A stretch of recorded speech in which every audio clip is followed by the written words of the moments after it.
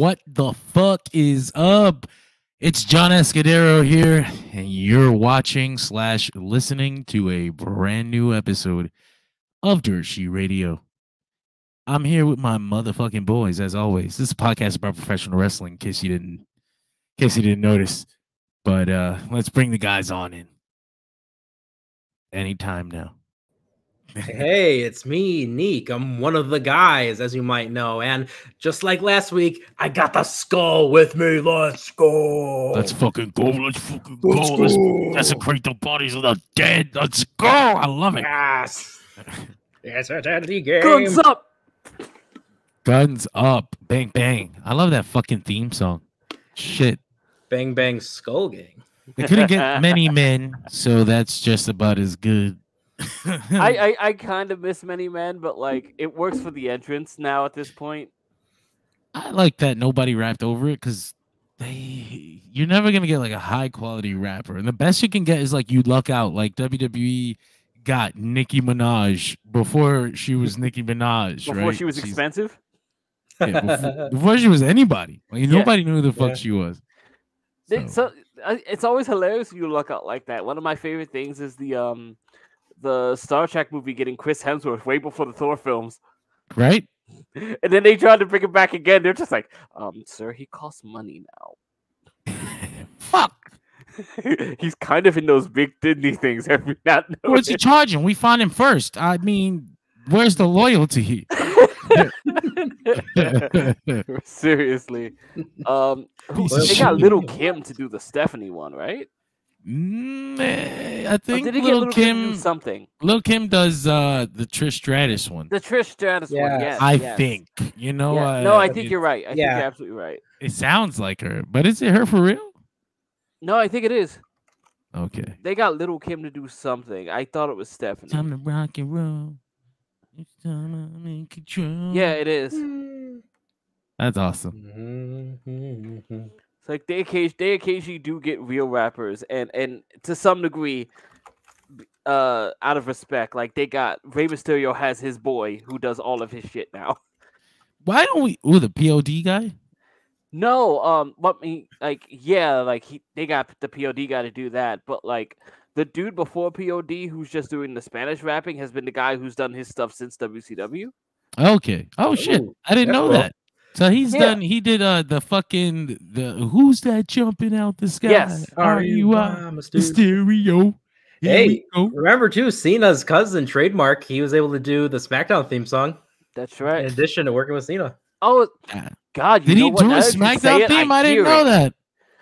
Now that you say it, I hear it, and I was like, it never even occurred to me. Yeah, that's my time. Yep, right, that one. That's crazy. I hear it now, and I never put that together. Wow, we've learned something today. The sex and much success. The sucks. I want it all, no less. So come on, come on. Never. Yeah, that's crazy. Now. That's interesting. I never thought about it. You know, but Tony's got the money to pay a person to make an original song. By the way, for the sake of not forgetting his name, I think the rapper's name for Rey Mysterio is Mad One. Mad One has been doing Rey Mysterio music since the K Dog stuff, like Bow Wow Wow Yippee Yo Yippee. I think back to like Motorhead doing the game and Evolution, the Line in the Sand, and fucking the King of Kings. I'm like, I know it's because Triple H had the relationship with Lemmy, but fuck if you don't have the money to pay like Jadakiss or somebody. Like you don't have to pay fucking Drake. So adjacent to that, I want to ask how everyone felt about this because I've always had mixed. Who's coming out to Drake? I need to see that happen now. Tell me, Private Party is not coming out to Drake. I just love the meme where it's like Drake like really yelling like he's like a death metal singer, and everyone's like, there ain't not one song Drake ever needs to do that on. I feel like Ricky Starks could do it, but that's because I find Ricky Starks to be odd and off-kilter. Horrible. Now you're just saying what Tony Khan thinks. Maybe, right? How did you guys feel about when Austin got disturbed? I love that song. Glass Shatters is badass. Weird to add lyrics to that. And then he adds the seemingly most unintelligible lyrics possible. I'm gonna give a shout out to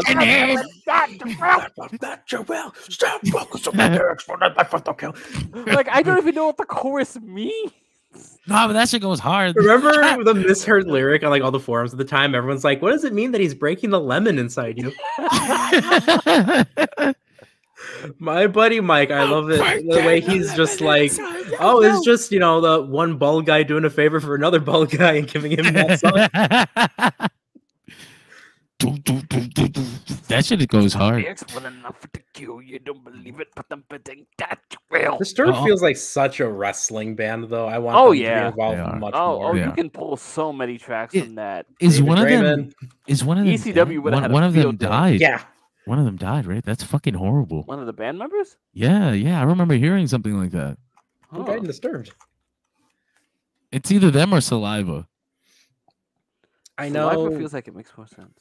I wouldn't be surprised about Saliva. That's fucked up. I killed a member of a band. I know years. Now in a couple months we're gonna see someone from Disturbed. Shit.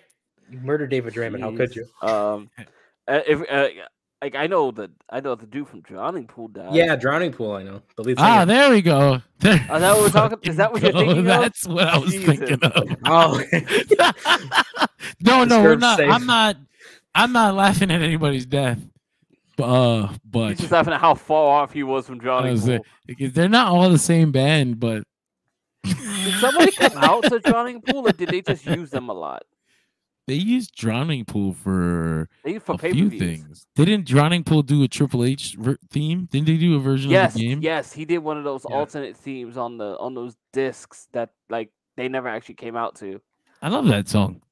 I do too, actually. I'm a big fan of a lot of the cuts that showed up on WWE Anthology. I accidentally, I borrowed WWE Anthology from this guy once in high school. He's so mad. I lost it in my house. I was never able to give it back. And he swears I like stole it from him. I was like, I'm so sorry. Like he ended up trying to fight me. Like I beat him up, but it was, and I felt bad because like he's trying to fight me. I'm like, no, like don't do this. And you're like not even trying. Like stop it. No, it wasn't like. By the time he tried to fight me, I was like, I gotta beat the shit out of you now. But it wasn't like that. It was just like I knew you're not that type of person. Like, don't do this, please. Yeah, he did. I love the idea too. If we just see it like right behind you up on the shelf. I did find it years later. Proud display. Damn. I framed. No. I love the WWE Anthology CD that I borrowed. Was never able to get back. This is so far away. I was getting ready to be like, Drowning Pool, man, they got like 2 shows theme songs for like ECW and SmackDown, and then we just went to stealing anthologies. Now I kind of want to put the 2 albums together, but then I realized like I actually thought most of Aggression was trash. Really? The Ruthless Aggression album? No, WWF Aggression, the rap remixes for all. Oh, they are. Most of them are. Most of them are really bad. When you get all the rock remixes, I'm like, oh, they got players for this one. Yeah, that wasn't fair though, right? Because what did they have? They had a bunch of bullshit on and Run DMC. And Run DMC. No, and they had a couple. There was like 3 songs. There was a Run DMC one for D-Generation X. There was Wyclef Jean one for the rock. Yeah, that one played on the radio a lot. I remember that. Yeah, it did. I remember hearing that on the radio a lot. And there was another one. There was another good one that people don't really think about. That clearly I don't think about anymore either. I will say I kind of liked Gangrel's. Yeah. I mean, it was okay. I would never want to see Gangrel come out to it, but I kind of dug it in terms of music. I remember the Big Red Machine one was kind of popular. Nothing like usually amongst wrestling fans, they're like, "Yo, that Big Red Machine was actually not bad." Something Kane himself would probably refuse to ever come out to. Oh yeah. I don't remember I don't remember what the rock remixes one was. I vaguely remember it. I wouldn't be able to recite it. Nick, do you remember the name of that album? No. Damn. Wait, which album? Huh? Wait, I thought we already named it. The one for the rock remixes. Oh no, I don't. I thought they just showed up sporadically. Maybe because like I remember they had like no, there was an album like just full of alternate themes, like where they had Seven Dust do Jericho, and they had which band did they have do? They had Saliva do the Dudleys, which they ended up actually using. They used a lot of the one. I know what you're talking about. You know what I'm talking about, right? Get up. That's Power Man 5000, but that works too. Wait, are we talking about Forcible Entry?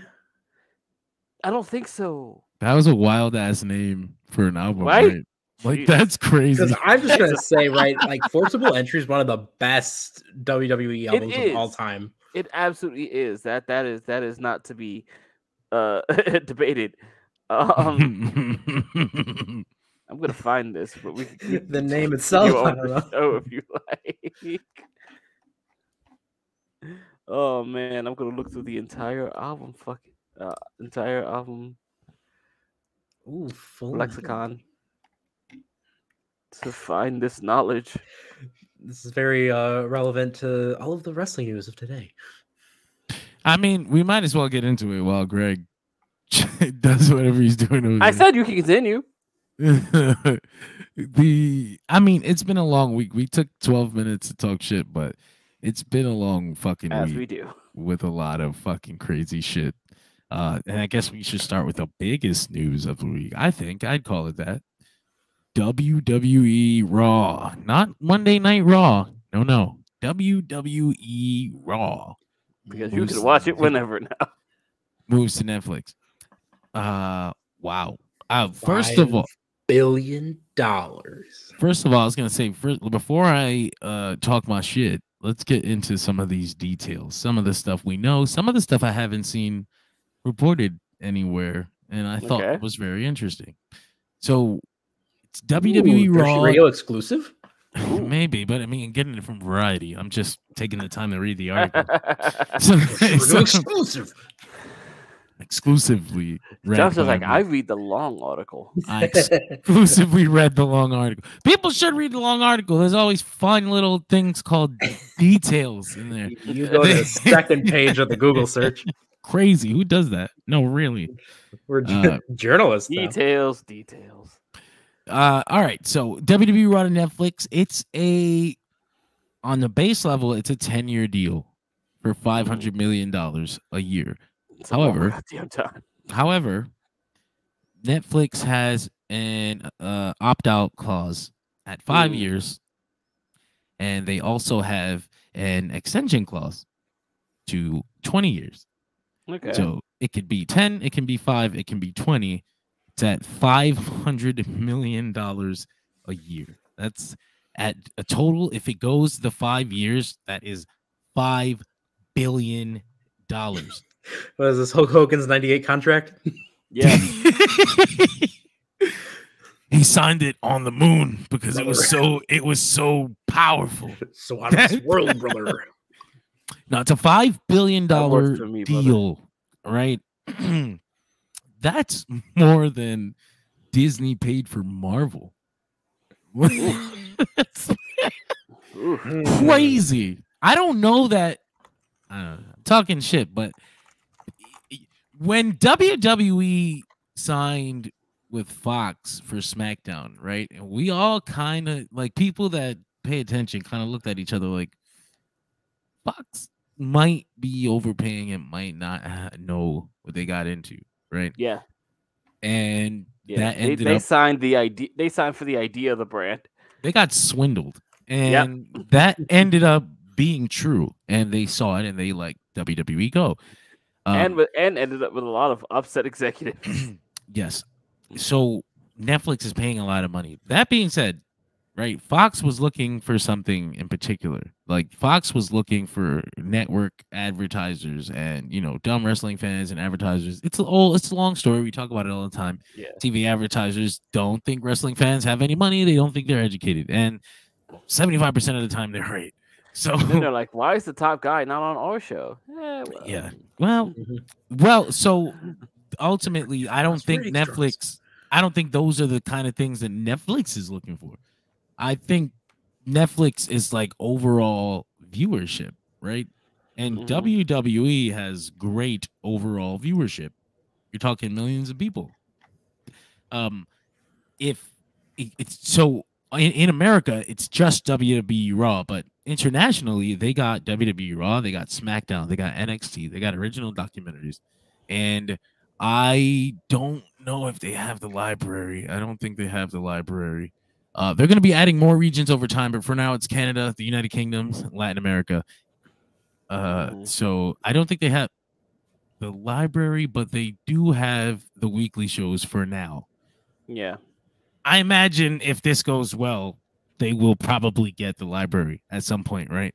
Yeah. Even in America, I don't see Peacock holding on. I just don't see Peacock holding on when somebody's willing to give WWE $5 billion. Like, like, that's crazy. CNBC. Sorry. Thanks for the memories. We found a home. So the WWE home we were previously at before we even ventured onto this new thing. And so this is the thing I didn't see anywhere, is that the WWE's current deal for Raw with NBC Universal ends in October. And the Netflix deal starts in January. And it's undetermined where the fucking show is going to air in that time. 2 whole months. So I was like, damn, that's actually a big fucking deal. I didn't know anybody talk about that. I didn't see this. I imagine they'll either work something out with USA or Netflix, but probably USA because they still have a relationship. They gave them SmackDown. That deal is worth approximately $250 million per year. So they still got the Peacock partnership till 2026. Yeah. It's a big fucking deal. At the same time, they announced that the fucking Rock got his name back, which I mean, not back. Like I don't think he ever owned it. It's not his. No, he never owned it. But it is now, and he's on the board of directors for TKO. It's like, what the fuck? As if he wasn't busy enough. I know, right? He's got the XFL merger with the that other secondary football league. I don't fucking watch sports. XFL, which he acquired from Vince. They're the UFL now, right? The United Football League. Yeah. And then he has like $5 Productions. And his own movie career. And he's still acting and he's still producing. And Jesus Christ. And he's trying to do dramas now. Yeah. Batista got in his head. No. As a fucking very successful man, I'm very jealous. Oh, very jealous. Money. They and it's like next level. I don't think he ever sleeps. We talked about it before. Like The Rock, people in wrestling, it's crazy the kind of influence like they can get from this. Like, what the fuck? Okay, from pro wrestling. It's so just weird. Fucking pro wrestling. What do you mean? It's so crazy to me. Like, this is amazing. This company is really becoming the company that Vince always imagined it as. He just needed to move back for it to happen. He was like standing in the way of their success and expansion. This guy Nick Khan, man, he's a fucking beast. Nick Khan, lifelong friend of The Rock's. Yeah, lifelong friend of The Rock. Did you see he's got like a supervillain origin story? He was broke as fuck. There's a clip of him. Just like I wish The Rock? I had it. There's a clip of him on Wheel of Fortune. Broke. He wins the fucking money. He wins a certain amount of money from Wheel of Fortune. He uses that to put himself through law school, and that launches him to the life that he has that leads him to this career. You know, he's an agent, and then he's an executive. I forget what the fuck else. Then he meets with WWE or whatever. He tells that bullshit story. He tells that story. I met Triple H, and I say, I remember you were terrorizing in WCW. Get the fuck out of here. Nobody fucking remembers that. You weirdo. I remember that. No. I enjoyed it. When you fucking watched, Triple H at this point, it had been 20 fucking years, and he said it like if this is my point. That was his meet cute with Hunter. I know wrestling. Like, get your Wikipedia reading ass out of here. But you never watched Pro? Admit it. No, that dude's a monster. Like, he's the best thing that's ever happened at WWE. Yeah, and they scooted Kevin Dunn. See ya. They got rid of the whole fucking shebang. Where's Bruce Pritchard hiding? How is he not gone yet? Like, this is crazy. He's literally like all that's left of the old regime. He's like, got the JTG strat. I just imagine that like there's some clause that's just like I can't technically be fired until I'm told I'm fired. They try to fire him. He's like, I'm sorry, I'm with Conrad right now. They're playing tag. You can't fucking get it. You can't touch me. You can't serve me. Oh, hey. They got rid of Kevin Dunn, and I mean, they kind of did it by just changing things around him, just like doing things anyway. And now that he's gone, they're going to be making further changes. They're supposedly Kevin Dunn just walks into work one day. Where's my stapler? They're moving towards a more sport. They want to insert some sports centric realism into Tony their Khan's show. Just like his ears are ringing. All right, back to sports entertainment for AEW. No. They're. I mean, yeah, they got their own issues, but they're fine. Fucking WWE this year's WrestleMania, it feels like a big deal. It feels like a really big deal. We're like 3 months out, and I can feel the radiation. Like I can feel. And that's even beyond the fact too that it's WrestleMania 40. I know it actually feels like. Whoa, like a XL, like it feels extra large. It does. Yeah. I will say, just to be a complete bitch about this, I miss when those tentpole events were in New York. Oh, it's gone. It's a long way. It's long gone. We had 1, 10, and 20, and now they're just like, I don't know about that, man. You guys think WWE? You think Netflix is gonna keep Raw on Monday or what? Does that make sense? Is Raw like does it matter at this point? I think there's still the concept of the live stream, and I think the live stream will still take place on Monday. See, that's my thing. Like, has Netflix done live streaming before? I asked that too, and John had an answer. They've played with it. They did a live stand-up with Chris Rock, and they are, I don't know if it happened already, but, oh yeah, it did happen. The 30th Annual Screen Actors Guild Awards. They played that live. That? They did. They streamed that. I did not know that. I thought it was cool because I was like, so that means that they get as much time as they want for the speech, right? Did they? No. Now I wonder too if, like, with a Netflix type thing, how much overtime they're willing to get. That is cool if they want to. There's a lot of interesting freedoms. That's also interesting too, in a sense, because it's a Triple H one show, maybe he just goes back to the 2 hours that he wanted. Exactly. It can be. It absolutely can be. It doesn't even have to be 2 flat hours. It can be 2:15. Yeah, it can be 2:08. It can be 2 whatever we fucking need. 2 and change. 2 and some change, and it's gonna be. I feel it. It's absolutely gonna be. It's easier for them to.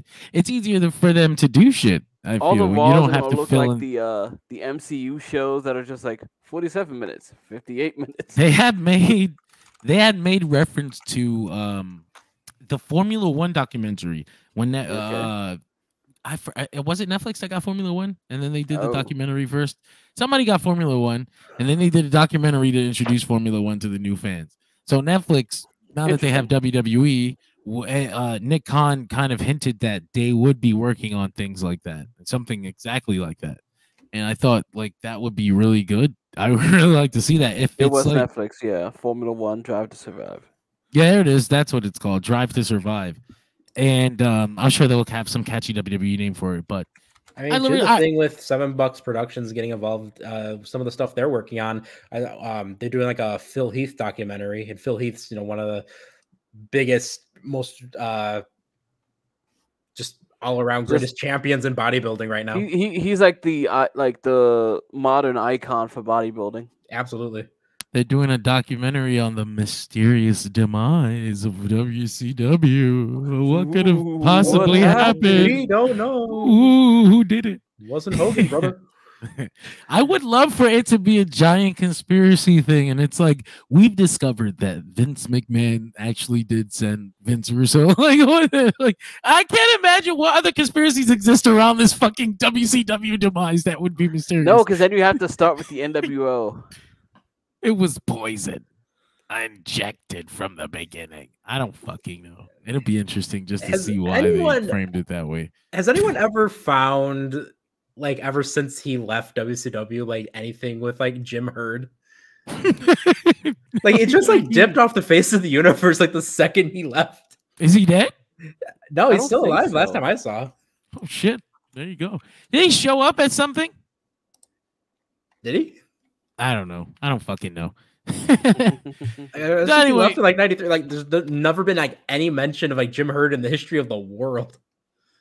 There's also the possibility of WWE doing, I don't know, not some non-PG stuff because they're on Netflix. But I don't imagine them going too far from that anyway. Like I don't even think with the freedom they would completely move away from it. They just still have their fucking sponsors and their other partners, their toy partners and their fucking Make-A-Wishes and all these beautiful basically investors and shareholders that need to be satiated.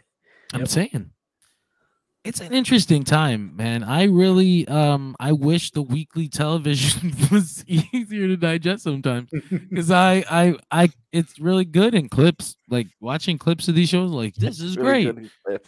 It is. It really is. When you don't have to sit through the filler, it's like really good. John turns on the one Punk Cody promo. Wow, this is a great episode. That's a great fucking Raw, man. They had a whole. They killed it.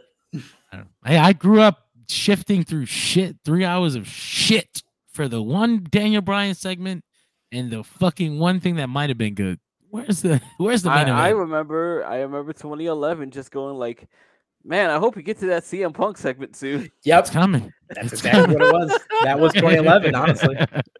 CM Punk segment ends. Great, I'm out. That's a good that I still remember the Bryan Money in the Bank thing being like a big deal for me. I was like, that was almost a bigger moment than the Punk win. Like, what the fuck just happened? They believe in my guy? I didn't know history was coming. Is that the heel turn on Mark Henry? Not yet. Oh well, yeah, it does. It eventually the cash-in is the heel turn. Okay. Yeah. You meant him winning the briefcase. Yeah, at all. Yeah. Like, what the fuck? I thought it was gonna be Wade. And then him promising he will not. Yeah, I thought it was gonna be Wade. Cash it in some villainous, swarmy way. It's not gonna happen. Don't worry. He's lying. Let me tell you too. 2011 Hall of Pain. Mark Henry was another thing I had to just turn on and watch. Man, that was excellent shit from the retirement speech all the way on through the world title run. He even had good. What the fuck? Like nobody has good matches with Big Show. I remember some drama around that, but also like I remember liking it. What's that? The Hall of Pain? The Hall of Pain? The Hall of Pain gimmick, yeah. What was the drama? There were a lot of people, and like this is as John likes to use as a term. It's a lot of low IQ shit. I try not to pay attention to it. But there was a lot of like, Mark's the angry black man. It was like, can't just be a heel. Like, I didn't know that was the thing. If you're going to like assert every aggressively violent black dude into the angry black man trope, like there's just not much for us to do then in this realm. You smile too much. You're I forgot what the fuck. There's a word for it. There's both. It's not a great word. I don't think we can use it on TV. You can't win. That's do what you do, and you end up being remembered by the people who care. And I remember the Hall of Pain as great shit. Most people do. History looks back kindly on it. Those people were wrong. You can't dance either because then you're shucking and jiving. God damn it! New Day, Bootios. Remember that was a big thing. Yeah. Why are these men on this box of Bootios like this? This is racist. Like, wait, you don't have their idea. You don't have the context. That first year of the New Day was rough because everyone was virtue signaling. Yeah, and then it was worse because like it started as something different. Yeah, they kind of sucked in the beginning. It wasn't their fault. It was the gimmick they were trying to put across. It was like WWE didn't know how to handle something like that. The power of positivity. It was like supposed to be like mega church thing. Yeah. Like I get what they were trying to do, but it didn't work. That's the whole New Day. The whole New Day sucks thing. A lot of the things they got over in the beginning were ironic because they weren't supposed to be liked, but people were either cheering or making shit up on their own. But anyway, people who were like, "Oh, they're nerds just like me." But anyway, I guess back to the WWE thing, and the Rock of it all. He was on ESPN First Take, maybe, I don't know, whichever show has Stephen A. Smith on it. That's it. And he was talking, and Smith hit him with blasphemous. He hit him with the. You're gonna get back in the ring. Tell me when you're gonna get back in the ring. And he would hit him with that. Yeah. The Rock kind of hit it with like a, I like to build. To paraphrase, he basically said he believes him and Roman Reigns would be the biggest match in WWE history. He basically wants it to happen at a WrestleMania. But he implied that he wanted it to be much more than just. Clearly, Crown Jewel is bigger, Rock. I'm sure there's people trying to convince him to do it elsewhere. We can do it in Australia. Sounds like shut up. That's a real conversation. It really is. But he implied like he wanted it to be more than just the big main event. Like, but I can't imagine like what that could mean. I kept trying to break my brain. He wants to have the match at halftime of the Super Bowl. Oh God, but he did that already. In front of the actual on the field. Yes, that's a good time. On the field. That NXT takeover, that random ass NXT 6-man match for halftime. We'll talk about that. Which, by the way, I because it just came to me now. He's shaking his fist at me.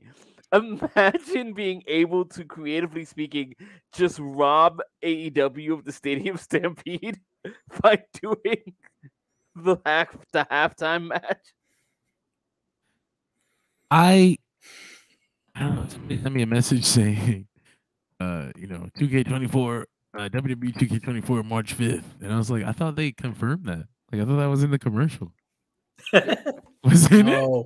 Which is weird because March 5th is actually the 3-day early date. Is it? It is, right? Yeah. It was in the fucking standard commercial. Date is March 8th. I don't know. So weird. But, I don't know. He probably didn't see.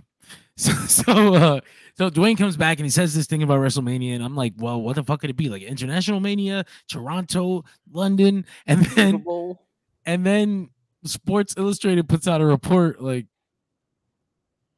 sources close to Triple H say Cody Rhodes will not be main eventing WrestleMania this year or finishing his story, quote unquote. And I was like, that's odd. And then they further stated that current plans see Gunther versus Seth Rollins for the world title and CM Punk versus Cody Rhodes. That is such a weird pair of choices, especially when you look at where everything was last year. Yeah, right. Now, a little later in the day, WrestleVotes comes out, and they didn't they didn't debunk that, but what they said basically was Triple H was very unhappy with this report coming out through Sports Illustrated because it specifically said sources close to Triple H, as if he'd be open with this type of specific information. Yeah, but I don't know him. But they also went on to confirm that those 3 matches absolutely could happen at WrestleMania.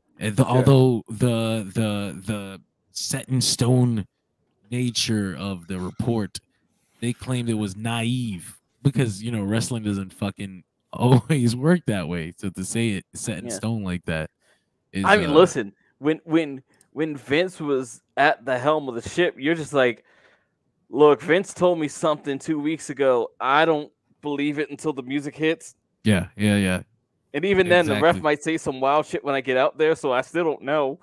That's true. I'm 10 minutes in. This is a no DQ match. How? Nobody told me this. I actually liked. I liked when they did that at WrestleMania 17. It was like Red Stone. It's a no disqualification match. Since when? Now, since right now. Oh shit! Okay. So, when they say you never know what can happen in WWE, yeah, that refers to working there. So the plans for WrestleMania seem a little different now, and that leaves the question: what is Roman Reigns doing? I think the obvious answer is this match, right? Yeah. That is crazy. If that's the case, if assuming that Cody just got bumped, yeah, did he just get Lex Luger? Cody did Express. He? Like he hasn't. He has a Cody exactly. Express. History's repeating itself. So I referred to this and I said to you that's odd though, because it flies in the face of everything Rock said about building and making it bigger. Like this is just a match. That's what I'm saying. Like this is exactly what you said it wasn't gonna be. There's no way. How did this happen? I don't know what the fuck happened. Like I mean, yeah. And there's all the reports and there's a lot of stuff. And I'm not saying it's the match either, but there's a lot of reports that are just nah, Rock's gonna be in Perth. I don't know. Roman's not. Well, all right. So we don't know how long this deal's been brewing. Both the Dwayne deal and the Netflix deal, and I'm sure they were separate and announced on the same day just for synergy purposes. But I imagine at some point when he first came back and they had him and Nick Khan at that football stadium, they were I think that deal was been done even then. So they might have been planning. I gotta get in ring shape, brother. When he says he's got to build, when he says I want to build, he probably just means these next 3 months. I mean, he randomly shows up. 2 months now. It's time for the hyperbolic time chamber. I'm starting to get this feeling that he's going to be in the Royal Rumble and win it. That's a bad feeling. Oh, it'd be crazy if you put that in a certain reel that'll be going up on Dirt Sheet Radio on Saturday. It's crazy. I did a prediction video. I did a 3-minute prediction video, and I sent it to our video guy. He didn't finish it yet, I think. And then Nick was like, let's all do one. And I was like, oh yes, that reminds me. I do owe you one, Nicola. I was like, fuck. Okay. So now we can do both. We can do both. And I have to I did that prediction video before this report came out. It fucked my whole life up. But I did say I said that I wanted Gunther to win, but I expected Cody Rhodes to win. I thought he was gonna come in at number 1 this time. I thought that was the most Cody thing he could do was to come in at number 1 this time and be like, look at me. I did what you guys criticized me for last year, and now I'm finally gonna fucking do it. It was just like there's like such a clear path to getting this shit done. Oh like, yeah, such obvious booking to just boom. Which is Cody's exactly the why next it guy. won't happen, because it made too much sense. What the fuck? Even in Triple H's WWE, makes sense in WWE. I'm sure it'll still be entertaining. I kind of worry that The Rock is just gonna beat Roman after all this time. Like he's gonna come in and beat Roman, and in his mind, this is this big thing they never expected. Like, and then get this, and then we have to do the year build. Ah, fuck. I mean, there was CNBC where they were talking about the Netflix deal, and The Rock was there too, and he kind of mentioned like it's a lot of The Rock being on WWE Raw every week, like 52 weeks a year on Netflix. I feel like he's going to be on TV specifically when they get on Netflix too. Like I feel like they're gonna overload the shit out of that first episode, by the way. But I was gonna say that's gonna be a wild schedule, but also like it's not till next year. He's gonna be part of that first 2025 WrestleMania stretch. Anyway, that's what I thought when he was talking about building and I need to build, brother. I thought he was talking about next year. I thought he'd be like a enforcer for Roman versus Cody or something and set it up for a year later. But now this report comes out and it's like, oh, that's a little I'm saying crazy. They need to do the tribal death match, which is basically the island death match that Inoki and Masa Saito did. Yeah. Where they are sequestered on an island. The island of relevancy. Yes. Fuck, yes. I hate that I said that. Yes. No, it's money. Embrace it. It's too obvious. It's exactly why it works. We appreciate those promos as well that they were throwing out there for Hogan wanting to get one last run in there, brother. I just might have one more in appreciate. Me. I was Rock saying versus Hogan 3. Let's go. I wish see in that seat just how atrophied that man's body is. I don't think he could ever. But I thought Hogan 3. It's gonna happen. I mentioned on a Monday on the Raw show. I was just like, it's crazy. Like we can run a 3-minute promo ad thing for a Hulk Hogan without even blinking. Like just like nothing happened. It's like this is acceptable. That's whatever. And nobody gives a fuck because it's pro wrestling. And the fucking fans just don't care. Or they don't know enough to care. And if they did know enough, they still wouldn't care. Their loyalty runs too deep. That's the thing WWE always has going for them. Multi-generational loyalty. And trauma. And trauma for some of us. Some of us were able to get away. It's hard to go back. I actually unlocked the memory very recently of being at a Monday Night Raw at Madison Square Garden, and people were abused. And people were hype because like there was the rumor about a Hulk Hogan appearance at the MSG show, and I remember that music hitting and that room just exploding. Oh, this is the WWE Super Show. Probably Raw SmackDown, right? I think so. I was there. Yeah, I remember that. Why do I remember that so clearly? Oh, I lied to the kids in class. I said I was there. Meanwhile, I was actually in a seat. Johnson lied. Fuck you. Fuck you, rich boy.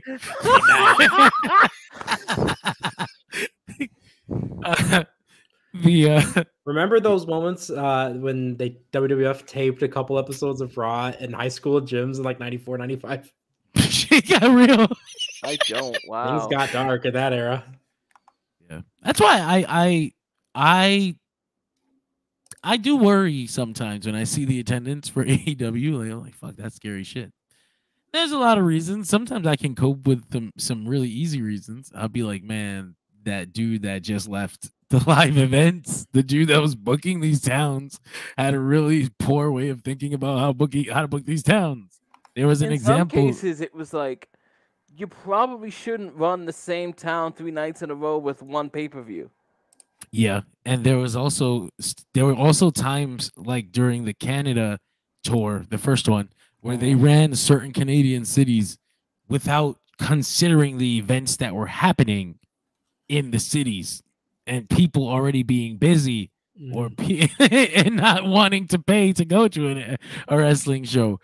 And so they're running, like they ran Savannah, Georgia today, and it's like fucking rough. It was like 2,000 people in there. It's a building that holds 14. Okay.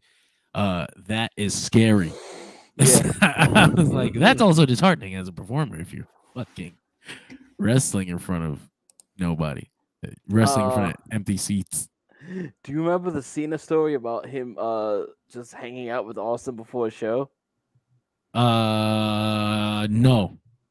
So they're just hanging around. Steve Austin's like, I think walking around like the area where they're building up the ring and whatnot, and Cena's there too. And I think this is right around, I think, when Cena had just gotten on top, and I think Austin looks up and he goes like, "What the hell's that? Like, what's that up there?" And it's like the tarped out upper deck section. Oh, ouch! It's just like, oh yeah, that's the tarped out, but whatever. And Austin just goes, "Well, goddamn, in my day we had that shit filled up." Cena's just like,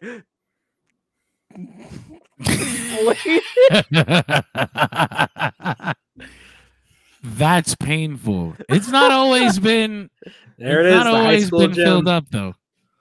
It's that looks terrible. That's rough. It looks like the NXT building now. I'm saying there's ebbs and flows. It's sometimes good, it's sometimes bad. I think partly like for the product got cold to outside people. Yeah. Like, are we talking about wrestling or AEW? AEW. I mean, okay. Obviously in fucking 95, WWF also had problems. Oh yeah. Oh yeah. I just had to relate to somebody recently that was just like, when someone was like, "Oh man, like the crowds weren't good, Brett wasn't hitting, so they gave it to Sean." I was like, "Sean wasn't hitting either, dog." They both got blamed. They both. I don't know if they got blamed, but the fans blamed them. The fans talk their shit. Like, look at the houses with Brett and Sean. These small guys ain't hitting. That's exactly what it was. Like, it was like they're too small. But then you're like, "Dog, Diesel ain't hitting." No, he what? But I mean, they're always give it to Mabel. Go, cause see, then they're gonna be proven fucking right when Diesel leaves, and then he becomes the big fucking draw in the other company, and it's like, well, you see, these small guys ain't doing it. It should have been fucking Diesel. They should have pushed harder. Look what Diesel and Razor were able to do. So you never win, but I, you get hot, you get cold. I think AEW is making good fucking strides towards fucking, because. They don't sell well in these small fucking. I'm not selling that. They don't sell well in these small towns. I don't mind. I'll sell. I'm not selling. Nick's gonna sell it for both of you. Bullshit. Okay.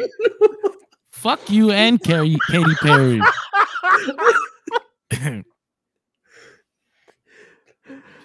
Ain't all that anyway.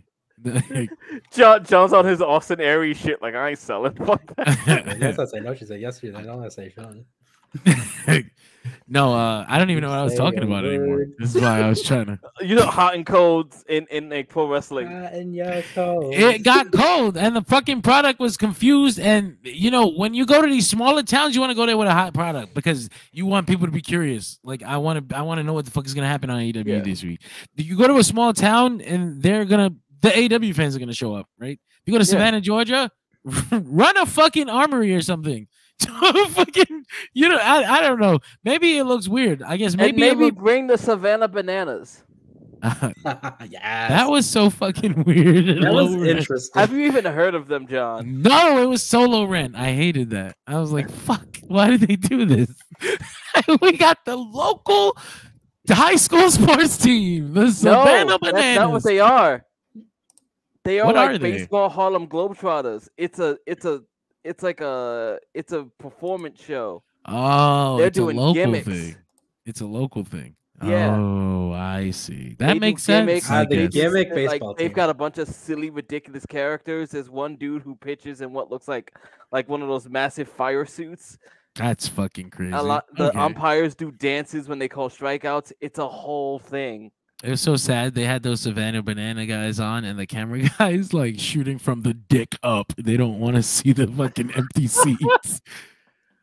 behind them. And I was like, so why'd you do this stupid shit? But it doesn't matter. I think when you look at, because you look at small towns and you're like, okay, well, that sucks. But then you look at like, okay, fucking Revolution sold out building, fucking Wembley Stadium, 50,000 people, fucking. It's like, okay, well, there's something wrong. Like something's wrong, and partly it's they had a dude who was booking towns and he was fucking shit up. They've got new people taking care of this. I assume it's not Jeff Jarrett. No, Jeff Jarrett has I feel like Jeff Jarrett would know better. No, because he's part of the team, right? Yeah, he is part of that team. Yeah, but I think Jeff knows how to book the southern towns, the stuff he knows. That's basically what he's there for, right? To help. I think so. Help. Yeah. And then I hope Jeff Jarrett wasn't the one to say, "Let's go to Savannah, Georgia." Let me tell you about the Savannah Bananas. Let me tell you about the bananas, boy. I will say this: if ICP gets booked at AEW, I'm blaming Jeff. That's actually not going to be possible anymore, thanks to Violent J. I guess he's the only active one, right? Is he the only active one? I think so. I don't know how many of them are still wrestling. Oh no! I just meant like on the show, not like taking bumps. Well, as long as it's I know the one guy can't take bumps anymore because he had like the heart condition. Because this was the one that's in GCW now, and sometimes, and it's like I didn't know that he was such a fucking. I don't know if I can say what he is on camera on the air because then we get like flagged. But he's got some really, yeah. He's disgusting. He's one of those fucked up people. He's got like, understood. Yeah. I was like, this guy shouldn't be in wrestling. Like he's a predator. He needs. He's an actual like GCW wrestler. Yeah. The dude Violent J, fucking insane clown posse dude. Oh, okay. That's interesting. That's interesting to me, just because like I had always heard that like the ICP will like actually like apparently really good dudes and shit, like charity stuff and all that. Not that one apparently. Not that one. I will ask you about that off air, obviously. I'm really, when it comes to things like distasteful jokes and like distasteful song lyrics, like I don't care about that kind of shit. Yeah. That's why at first when you hear something like that, I'm like, like they're just fucking mad. He was saying some outlandish, wild, disgusting shit. Yeah. But then you probably didn't even feel bad about the Abraham Washington thing. No, I thought that's fucking hilarious. Wrestling should. Like the Kobe joke is great. What are you talking about? Yeah, but I guess it was still in court, and there's like a victim, and you have to consider the victim, and at least I can understand on that level. But but this Super PG era. This was different because he's got like you look at the kind of he's like following little girls on Instagram. Oh wow! And I'm like, ooh, that's fucked up. I did not hear about any of that. You are a weird, nasty person, and they need to get rid of you. At least not in this business. I was never a fan, so I ain't got to worry about that. Yeah, I've never been like an ICP fan. I guess I didn't experience them enough to be attached. Yeah. It's better to just not be attached to Juggalos, period. That's what I've always heard. That's all I know about them is the Juggalos, and they're fucking weird. And then you got Superhuman. Oh, Superhuman? Yeah. Yeah. Whoop whoop, I'm a Juggalo. So what do we do about the attendance disparity? Or like, do you think is there a reason that obviously there's a reason why the pay-per-views would sell, right? We know that those are the important shows because we understand structure. That's part of what needs to change. I think they're making good strides towards that. I think announcing some shit like Minoru Suzuki versus Adam Copeland and doing things like that on Dynamite regularly, like they used to do. We saw Bryan Danielson versus Kenny Omega on an episode of Dynamite. Goddammit, we were there. It felt like WrestleMania, dude. It was an episode of Dynamite. That was one of the special episodes. It was Dynamite. It has a name. It's called Grand Slam. It felt like these things could happen. Like just a couple weeks before that, they had done the big ass Elite versus Dark Order blow off match on Dynamite. They had the special entrances and the fucking incredible that Hangman moment. That that video that they played before the Dark Order came out, and they all, I can be a cowboy, like you don't need a cowboy, had to be a cowboy bullshit. And then they do the spotlight thing and the extra spotlight for Brody. All these fucking things were incredible Dynamite moments that you knew you can get if you just went to Dynamite. Like if I go to Dynamite, they're probably gonna do some paper. And then shit. Adam stopped talking to them. He doesn't like them anymore. Although he left them behind, and they were not very happy with that. They had that match. So unhappy that we never saw Dark Order again. Right? They exist. They own being the Elite now.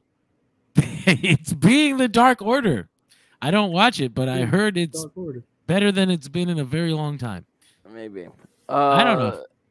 I know for a fact, like I said that these things were needed because there was such a long time between pay-per-views that you needed to occasionally, like, you needed to have a top-heavy Dynamite every once in a while.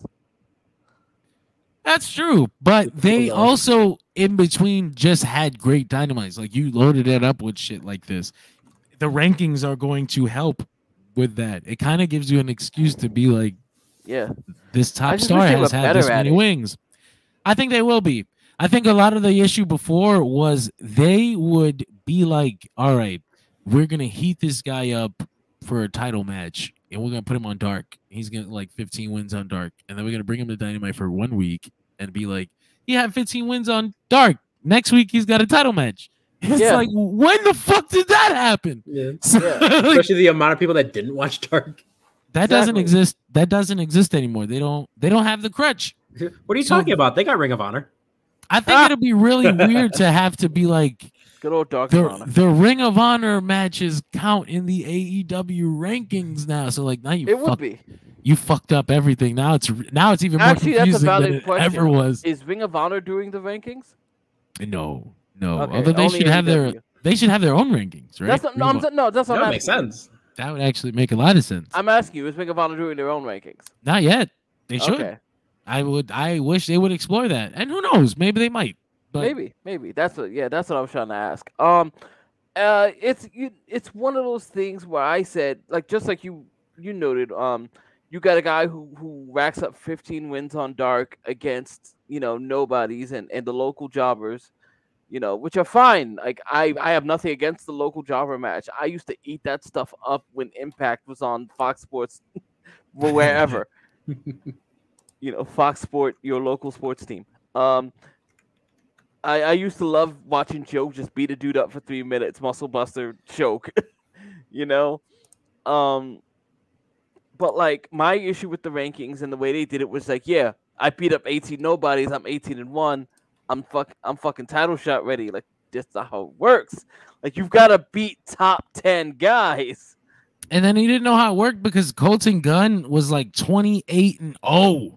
That was one of the biggest ones they did, right? That the Guns were undefeated for like 6 months. I was like, he never came up and never got a title shot. There's people that were like 5-3 that were getting title shots. Yeah. And these people exist on Dark fucking Goldberg Street.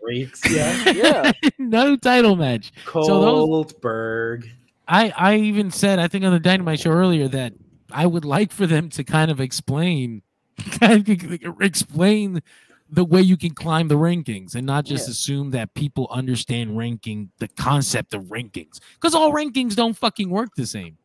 Yeah, like the simplest way it always to me was almost always like you beat the number 5 guy, you knock the number 5 out of place. Like does it get simpler than that? Because then no, but there has to be a way to climb. Like if you gather a certain amount of wins, how does that translate to you moving up? Number, like how many wins the other do you guy need? Losing, I think. Right, like, but no. See, then that means that you can only fight the people that are right on top of you. Then you lock yourself into something that's a little more. No, not the guy you beat losing, but like it's like the guy above you loses and you go up a spot. Go up a little bit. I guess.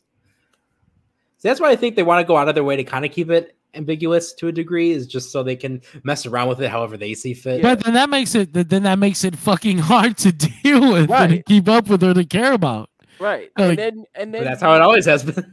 That's what I mean. You sort of always have the weirdness the unpredictable weirdness of just like, oh, the number 13 guy just challenged Joe. Joe said yes. Now we have to allow this. The champion's prerogative. The champion's prerogative. I think I can bypass these rankings if I just go Joe and defeat, like, fight me, dude. Although he did establish on TV that he wants nothing to do with shitters. You gotta climb the rankings. He tried to make a whole point about that. He did try hard to drop that point home. Stay the fuck away from me, jobbers. Unworthies. I just think this is an opportunity to do it. This is an opportunity to do it right. And I can't automatically assume it's going to get fucked up because the environment that existed before for it to be fucked up doesn't exist right now. So I can be like, okay, well, let's see how they're going to do this. Because if you just keep it to what's on television, then presumably it should be easy to keep up with. I saw Brian Alvarez put it on Punk. That they got rid of the rankings. Yeah. He said CM Punk is the one that convinced Tony Khan to do it not last August. What was it? August 2022 or something like that? Probably, yeah. Immediately after Punk climbed the rankings himself, defeating all the top guys to get his title shot. Yeah. Convinces him to do that, and then immediately does fucking the brawl out. Fucking brawl in, or was it brawl in? Brawl out? I can't remember anymore. No, brawl in is later. It's brawl out. Yeah. Because Ball-in's in London, that comes much later. It wasn't. It's not like he was wrong then. You know, they were kind of not being used. You're absolutely weirdly. Right. You're absolutely right. Getting rid of it at that point made sense. Yeah, but I'm bringing it back now is probably okay, especially since they were big. They were doing a whole restore the feeling campaign. Right, yeah. Like they're shifting back towards the way they used to book things, and they're like doing restore the feeling. The rankings were a big part of AEW. Somewhere Cody smiles. They set AEW apart. The concept when in the beginning, we were like, okay, that's gonna be really cool, and then it got fucking fucked up. We were like, what? Wardlow's been #1 for 6 weeks. That was okay. So that's another big problem, I think. We have too many singles belts to have one ranking system. Yeah. If you wanted it to be a certain way, you can kind of place the singles belts at like marks. Yeah, like marks, right? So but then you get fucked up because if you want to climb the rankings, you have to like become the champion. I really like if you keep like the international title, for instance, as like an open challenge title, and then you can have rankings for like some of the other ones. Was it the point of the international title that you had to have your opponent had to have been from somewhere else? Yes. Yeah, in the beginning, anyway. Or I think the idea was they would have these ideas, and then like 2 weeks in, like, yo, this is too much work, dog. It doesn't work the way I thought it would. Turn it off. We couldn't always get our international partners around. It's too hot. Turn it off. Like, don't we have Canadians that work here all the time? Come on. No. No, Sean Spears is not allowed. Oh, and then you gotta get the rankings figured out too for the Triple Crown. I think moving away. I think moving away from what the fuck was their identity crisis in 2023 is going to go a long way towards getting those attendance numbers back up. I also think getting a new fucking live events executive is gonna help. For sure. I think they will be okay eventually. I don't think the sky is falling. Basically my point. I think they've got things to work on. I think the perception is a big one, and we talked about that before. But I don't think they're going to die. I don't think the sky is falling. As a matter of fact, I think they're about headed into like a big renewal. Mm-hmm. So that'll be okay. It's just there's just some shit they had to take care of, and I feel like they will. I have tied everything into a beautiful little knot for us. Oh. And all we have left is a story that would have been the biggest story of the week if WWE didn't decide to sign with Netflix and shock every fucking body. And the Rock getting crazy. And in spite of themselves, make a whole bunch of money again. I really thought they were going to go with Amazon. They can't keep getting away with it. I still just find it odd that WWE is behind a paywall, like the live events, the weekly event. They're there. But I think Netflix itself is kind of like, it's so common. It is the like the lowest common paywall. Yeah. You know, although, I mean, they did immediately announce like we're getting rid of the lowest tier ad free. They did do that, yes. Sorry. $15.99 and up, you broke bitch. Yeah, like obviously like Netflix is like the king of the streaming systems, but at the same time, it's just weird for me. Disney Plus looks over and laughs. I mean, yeah. They've surpassed them greatly. It's actually pretty embarrassing. Fair enough. I don't think they like to talk about it. Fair enough. I haven't had the numbers conversation. I guess it's more legacy at that point. Yeah. But it's still weird to me to like I know most people in conversation, you'd be like, do you have Netflix? They'd probably say yes. That said, it's still weird to me to know that Monday Night Raw is behind a paywall now. Yeah. Yep. And it's just like, I was just saying, possibly not Monday Night Raw. And possibly even still having commercials. WWE Raw. And that's right. That's the thing. What? They're gonna have ads, right, for the Netflix people that have ads, but the people that have ad free will be watching the matches straight through, kind of like AEW on Fight TV. Oh yeah. That's really cool. Although Fight TV does have you stare at a logo for a few minutes. Sometimes, yeah. Sometimes when they have nothing going on, like they'll be, this is Rampage, baby. I assume WWE would be similar to that, but they might run like videos at least. They'll do that thing where they're like, if you have Peacock Super Plus, here's this video of Ronda Rousey at her farm. That's so petty. If you've got money, check out this beautiful video we put together. If you're a broke bitch, go buy something. Enjoy this trailer for Ted. But I'm broke. Why are you trying to sell me more shit? Ted! Watch Ted!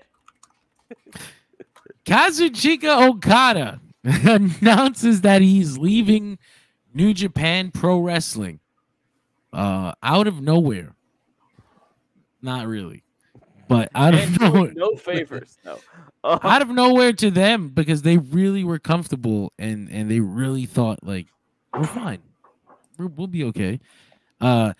I read a report that said that it was not a surprise to New Japan officials. No, man. Apparently he gave because he made his decision rapidly. He was like, okay. And then he handed his papers in or whatever, and they announced it the very same day, which is why the announcement was the way it was. It wasn't like the Will Ospreay announcement. It was like somebody fucking died. Like, Okada is leaving New Japan. I'm sorry. He's let down all of us. Like it was like, oh, this has a different vibe. Oh no. They put out the white and the white injury logo, like the white NJPW logo that only comes out. White logo. Yeah, like, oh, that's the scary one. Whenever someone gets fired or hurt, we're sorry. This is an official. The graphic of finality. I thought it was interesting that Japanese fans were like, you know, it's really bad for New Japan Pro Wrestling, but they were like, we're very happy for him because the way they see it is like he goes on to like America and he becomes like a mythical figure to them now. And they don't particularly watch. This is not going to make them watch. Right? This is not going to make them watch AEW or WWE more. They'll look up clips online and they'll see their guy. Look at my hero in America. That's great. Yeah. And they want that for him. They're not like, oh, this is so sad. They're like, this is great for him. Like, I was like, oh, that's so beautiful. Like, look at the Japanese fan base. And it's just sort of just like, oh, like, you know, it reflects good on them. Look at us succeeding outside of our bubble. Yeah. It's just like the baseball players where you can get lost so easily and lose to the locals. It's just like the baseball players that go over there, right? People see them the same way. Savannah Bananas. No, not that. The Savannah Bananas have signed. They're in Tokyo. Oh yeah, yeah. It's a big deal when you get like Shohei Ohtani, who comes over here and makes $800 million. Yeah, exactly. And then hey, look good for my Cubbies, Seiya Suzuki. Did they do like some sneaky money shit where they were like, Amada, you just got that guy. Mm-hmm. Oh, look at y'all stealing from the Japanese, just like the American wrestling companies. But he learned English. It was adorable. So Kazuchika Okada announces, well, New Japan announces that he's leaving. Okada tells the newspaper that, yeah, I felt like I didn't want to be an Okada that wasn't hungry. Like I wanted to have a challenge. And that's why I'm going to America. I felt like this was my last chance to do it. It was said the same thing, but he was a junior and nobody cared. He wasn't Kazuchika fucking Okada. So there's a couple things here. There's a lot, man. It's a couple levels. The first thing I'm going to talk about is a lot to unpack. The impact on not just New Japan Pro Wrestling, but like the whole fucking Japanese side of the world. It's bad. Kazuchika Okada being in New Japan, he kind of acted as like a stake or like a paperweight. It felt like his presence as this star over there by himself. They did that. He did that. They didn't have anything to do with these machines on this side. It made Japan feel like I can go over there and be part of something important and work with stars like Okada and Tanahashi. It made Japan feel like they had their own stars and you can go over to Japan and be a star. Kazuchika Okada leaving makes Japan look like a feeder system. Just another place where guys top out and they decide, I did all I can do. Time to go to America. See ya. Fuck off. Yeah, that's exactly what Naito was talking about, right? And we're here. He predicted it fucking cleanly. Naito's just like another guy going to America, and here we are just going, good for you. We're so happy for you. Have a good one. Yeah. I mean, hey, though, you can go on the other side of the spectrum and all of a sudden just become the president. So that's another thing I wanted to talk about. Okay. New Japan is woefully unprepared for Okada to have left. Yes. But we knew since last summer or however many months ago that he was thinking about letting his contract go. This was a report last year that Kazuchika Okada, his contract comes up in January, and he's considering. We all came up with reasons why he wouldn't. Yeah, like, they just had a kid. His wife is a prominent voice actress in Japan, and you kind of want to keep that job.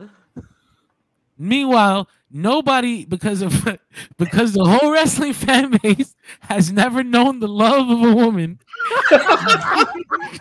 Nobody considered that this woman that he chose to spend his whole life with might have said, "Yes, my love, I'll move to America Follow with your you. Dreams. Follow your dreams because I love you and support you." Nobody considered that she might just love him and want to go with him. Well, I'm a voice actress. Living a life together. They were like, she's prominently successful, but maybe she fucking loves him. I don't know. I don't know. A job that people could do remotely. Like I said, also I'm a voice actress. I can do it right here. That's a foreign concept. I just have to sit in the closet and do it on the microphone. Literally, they have millions of dollars. She can build a studio in her fucking house if she wants, and they can email the files. Yeah, crazy. It is a very financially well-off household. That will be okay. I was like, I love this story of how they got married. Okada puts her in his Ferrari and drives her to the top of Mount Fuji. Oh, that's a real thing? Yeah. Wow. I was like, that's such fucking rich, cool shit. God, he's cool in every aspect of life. So that's not a gimmick, you're saying? No. The Rainmaker is not a gimmick. And he just did a commercial, a fucking credit card commercial where he pulls up in a red Ferrari, and I'm like, I know that's his. That's the one. That's the one. So he just walks up to the commercial like, all right, we got a car ready for you. He's like, no, you don't. I don't. That's garbage. I pulled my shit. Let me get my shit out of the parking lot because this is trash. No. So, right.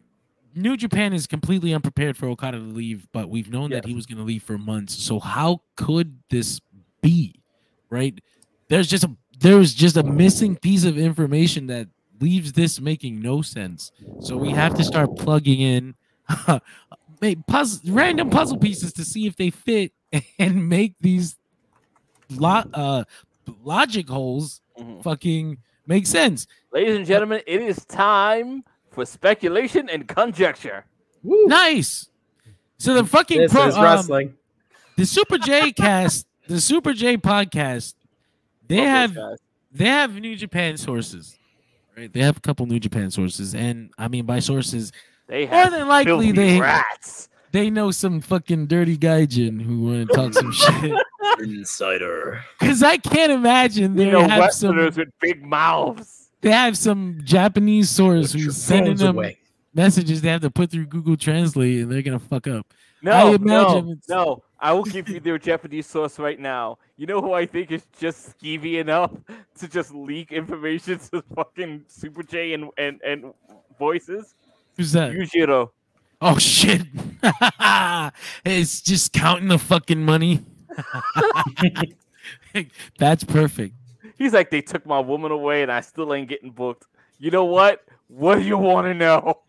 So they have been told by some people in New Japan that Okada didn't want they were told that Okada didn't want to do jobs for the young guys. And they felt like there was a possibility that they were told that so they can spread it and it can poison the perception of Okada to the fan base. But basically, we can't job him, so we can't job him in the ring, so we can job his credibility. Job that reputation.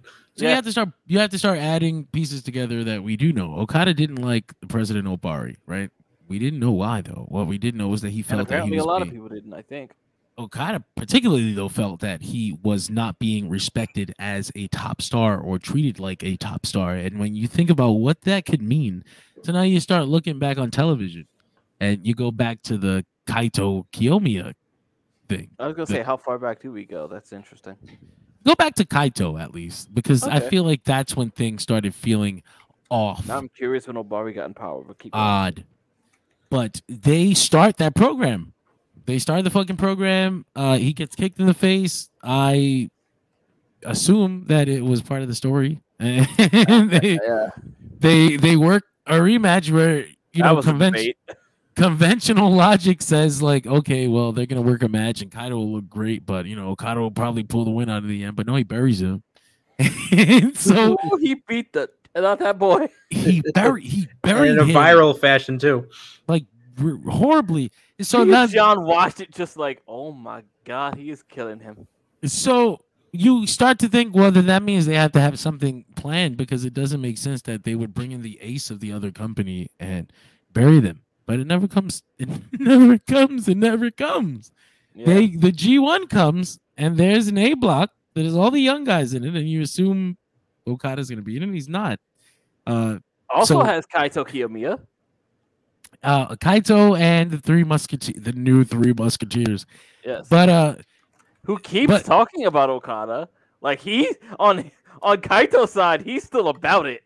I remember we were like predicting like, oh, they would be the finals, or they would fight each other in the semi somehow, but at least there might have been a tiebreaker match. But that never came, and he also never did clean wins over the Three Musketeers. So it's like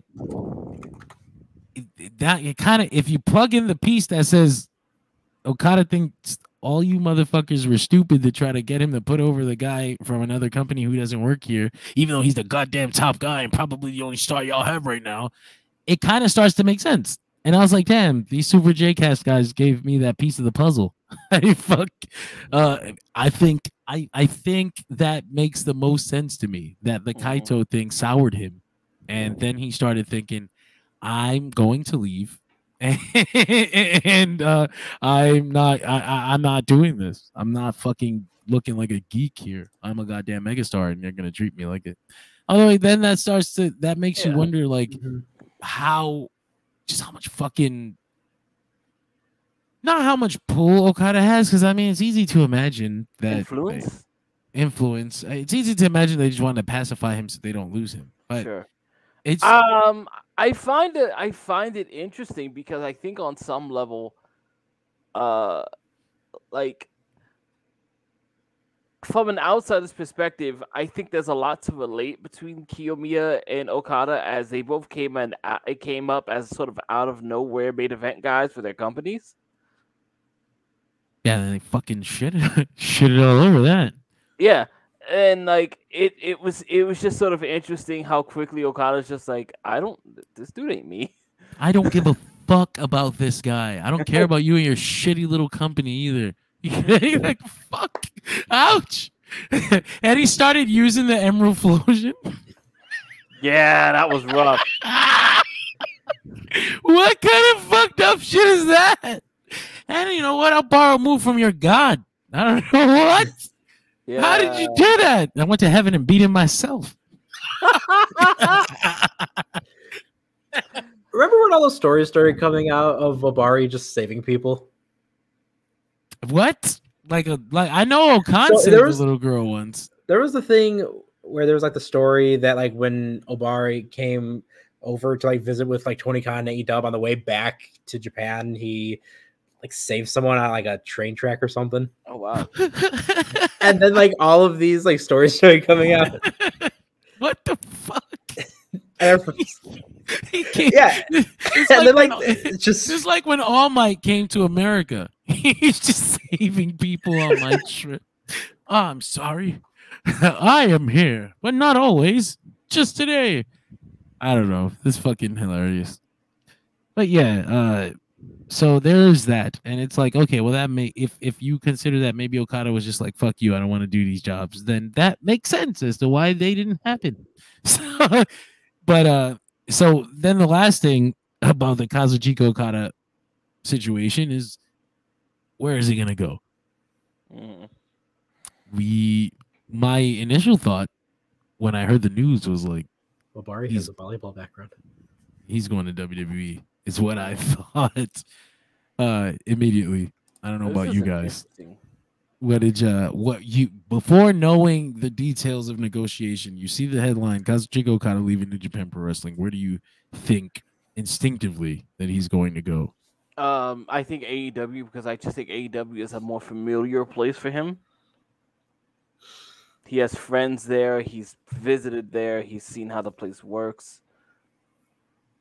I think he would put himself, especially like if we're going by the story, especially of what you're just saying and how he felt about being treated. I think he would go somewhere where he's around people he trusts.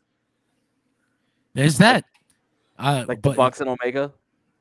Yeah, no, but I guess initially the reason without any details, the reason I thought Matt and Nick Weiss first hugging me. The reason I thought of WWE first was because he's just such a fucking presence. Like he's such a massive star that I thought like he can fit. Like he would fit right in at the top of the fucking card. Poor Cody wouldn't get a chance to finish his story if Okada showed up.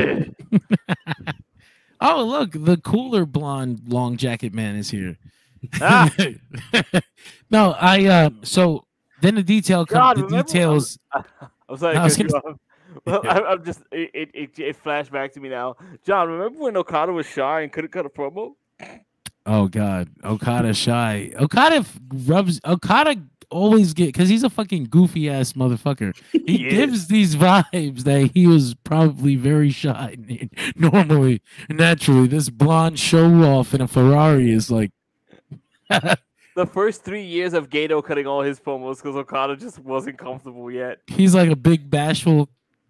And now he just won't stop talking. I ain't talk shit. They created a monster. No, so the details come out that, both Okada doesn't actually know where he wants to go. But I thought, looking at like kind of what we already knew, he, like you said, he had already visited Dynamite. Like just to see what it was like. He has the friends in AEW. He's fucking Nick Jackson and Matt Jackson. They love him. He loves them. Fucking Kenny, but everybody that's there. Each other's gear. So I think that that it made sense to me that maybe AEW is where he's going to go. But then, yeah, it comes out that he doesn't exactly know yet. And both companies have made offers, or AEW made the stronger offer first. And then a rumor comes out that he signed with WWE. He's going to NXT. Fucking didn't make any sense because the NXT aspect. Nick is spinning. He's a circle. I'll fix him. I can't even hear you, Greg, if you're talking.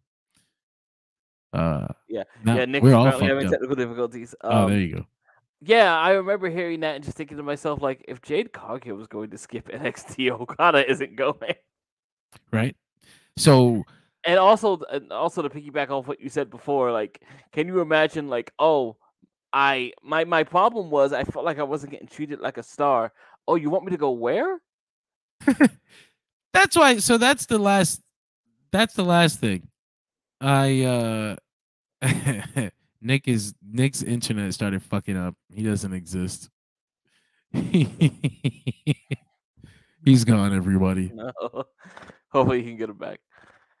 No, but so that's the last thing, right? That's like where I think that's like where you think he's gonna go based on what we know. But where do you personally think he fits? Sometimes is a different story. I think for me, the reason I wouldn't want him in WWE beyond anything else, beyond all the other personal reasons I can think of, the objective reason I don't want him to go to WWE is because I don't feel like okay, so I think you have to introduce the WWE audience to Kazuchika Okada, right? You have to establish him as the mega star that he is. We're gonna have a similar response here. Yeah, like you literally you can't just assume that they know Kazuchika Okada is a superstar from Japan. Yeah. You have to bring him in and you have to treat him like God from the get. Yeah. So some will, and most of those people will be the people who know he's coming that first day. Yeah. Yeah, but essentially the whole WWE audience is now this big global thing, and every fucking millions, gazillions of people in India. It's like judging how many people. We got him. It's like judging how many of your audience knows Taz by that first night. That doesn't work. It was New York City, and the internet knew about it. It's Taz. It's Taz. Yeah, you know what I mean? You can't judge it by that first night either. You just have to assume that the audience doesn't know who he is, and so WWE would have to establish him as the presence, and then I don't think they have the room on the top of their card to do that right now. I don't think you can insert him right into the spot he needs to be, because Cody's sitting there, because Roman's up there, because you fucking Punk come back. Punk is back. You need to slot Okada in with these guys. He can't be. They cannot show up on a fucking NXT and have him in the ring with goddamn Lexus King and fucking the latest NFL ex-NFL linebacker who's gonna knock Okada upside the head and give him fucking concussions over and over. Ridge Holland. We don't have Ziggler anymore. Yes. This can't happen. So Ridge Holland, who is doing the injury angle from his real life injury.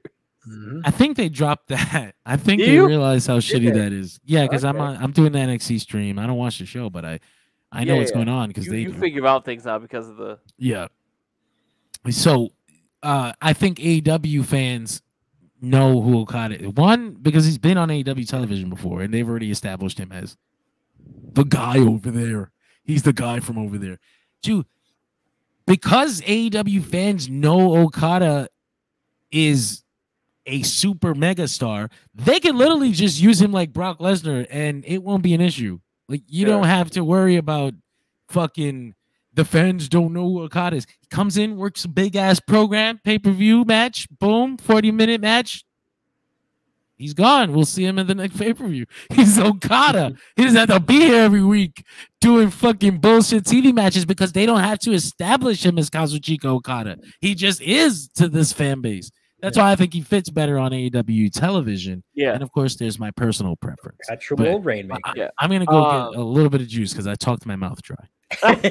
Imagine, though, what would happen in the world where an Okada just entered the Royal Rumble. So, I don't know how true this is, but I think they've done it before. I think Okada's contract might not technically end until February. This is a deliberate move on New Japan's part. They have seen what happens with guys like, namely AJ Styles. Yeah, they remember 2016 very well. Yeah. So it's just like we're gonna lose guys in WWE, but you know what? Let's not lose them to that. Which I can't even hate on. That is a respectable tactic. Protect yourself and your investments, especially when you do it in such a way. Here's my thing. If I am to state sort of objectively, if I am to state sort of objectively my issue with like Kazuchika Okada going to WWE over any other place, it would just have to be, historically speaking, their history with foreign talent, and the fact that I just would not trust that Okada's abilities would get over the fact that they have a history of just not knowing what to do with the guy who doesn't speak the Queen's English in the most oratorially elite way. What are you talking about? Look at all of Shinsuke's world title runs. Oh, wait a minute. Yeah. That Okada guy, he's not a good promo. All of Shinsuke's promos now are pre-taped and translated, Finally. Took him long enough. Yeah. Asuka occasionally speaks in Japanese just in front of people. And it's become an inside joke now that Io and Asuka just have their own conversations over here. That's and actually now Kyrie. funny. Yeah. And Kyrie now.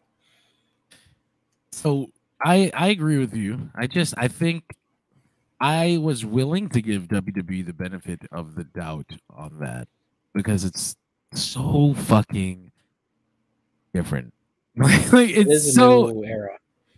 So different. I have noticed the way they book Asuka now, and or the way they were booking her before she was in Damage Control, where now she's been reduced back to like Kabuki Warriors, and I was like, oh, okay, that's less than what I was enjoying, but that's what happens when you only got so many spots with the women. Yeah, no, but they've treated her better. They treated Nakamura better, although he still just kind of loses every match of consequence, and Beyond that, though, I just, I don't want to see Okada in there having matches with the fucking Miz. I'm sorry, WWE fans. I can't live in the world where I have to see Okada having segments with R-Truth about umbrellas because he's the Rainmaker. And I can't. Okay, R-Truth would be gold doing that, though. Fuck you. So I want to see this taken seriously with the gravitas that it deserves. He's literally book him like Zack Snyder does DC heroes. Oh my God. Treat him like a Greek god, ultra serious, no room for levity, no laughing, no comedy. He comes in, no voice acting, nothing. Right? He doesn't even talk. He writes notes. I don't speak English. I fucking write notes. I kill you. Done. Yes. No. I think we have a Japanese guy somewhere who can be his Paul Heyman.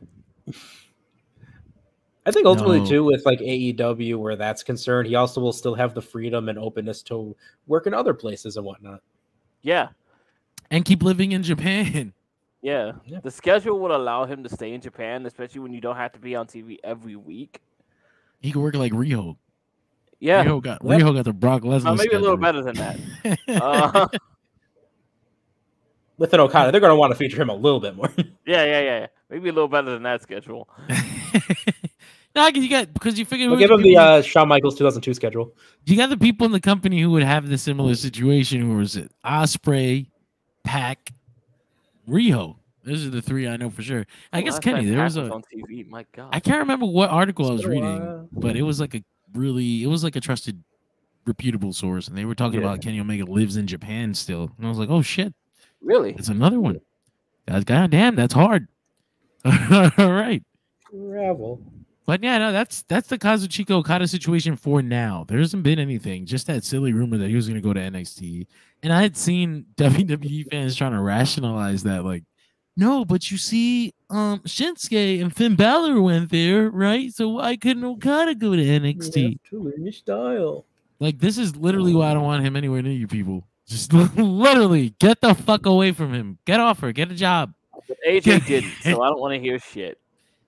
Okada is not like you. This is why he would need to be established as that guy. You can't have a fucking NXT, so these loser motherfuckers' first impression of him could be like in front of 300 people in the fucking PC. Yeah. God damn it! At the risk of bringing him up again, you need to have the kind of marketing campaign that that brings him in as if he was the big deal, like Shohei Ohtani was. Yeah, they made a point to let people know, like, no, the Angels locked onto this fucking guy. He is him. They would have to play up the big negotiation, the big bidding war, play up how much they paid him, how hard it was to get him, all the things he's done. It would be a lot. Sometimes I don't trust WWE to do that, but you know, it wasn't like the. It reminds me of the MVP debut storyline. What's that? Oh shit! You're right. He was like a free agent, and everybody was trying to get him, and we finally signed him. You're right. That's a good one. That's a great way to do that. Except that the joke was he wasn't as good as his signing bonus.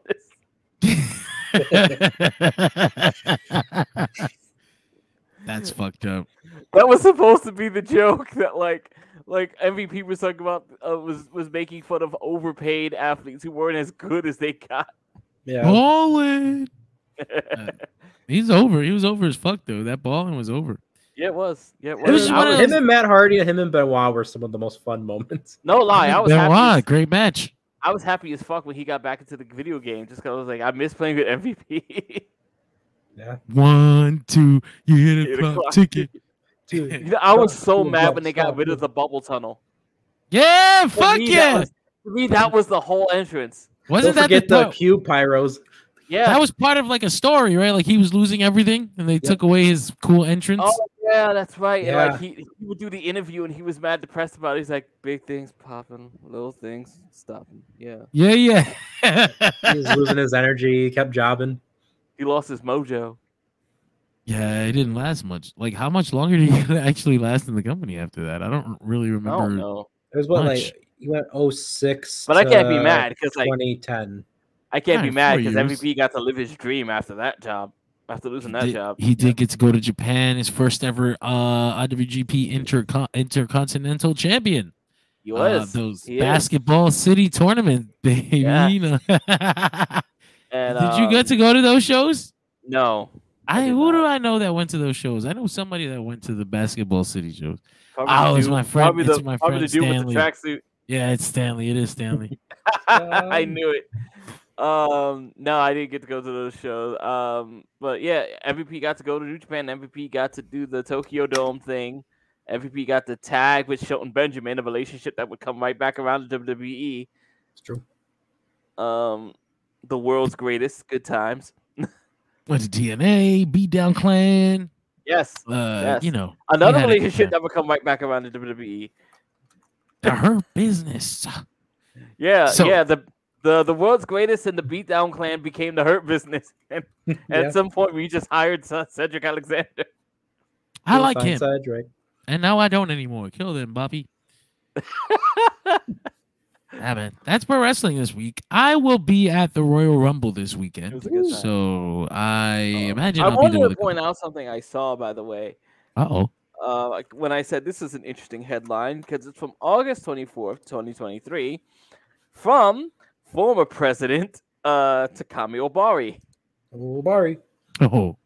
We cannot stick to outdated ideas of male-only wrestling. I guess that's gone. Oof.